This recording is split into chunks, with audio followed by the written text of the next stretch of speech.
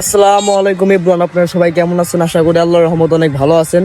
ইতিমধ্যে দেখতে পাচ্ছেন আমার পাশে আমার ফুফাতো ভাই তাসবিয়ান। এখন আমরা এই যে এই যে বাইক অ্যাপাচি ফুরবি, এখন যদি টান দিবে, কত যদি টান দেয় এই সম্পূর্ণ আপনাদের মানে জুম করে দেখাবো, ঠিক আছে?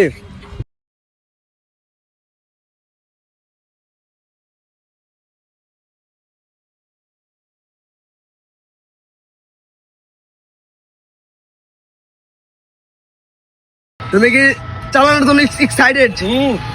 ও ভাই এই যে স্যার ভাই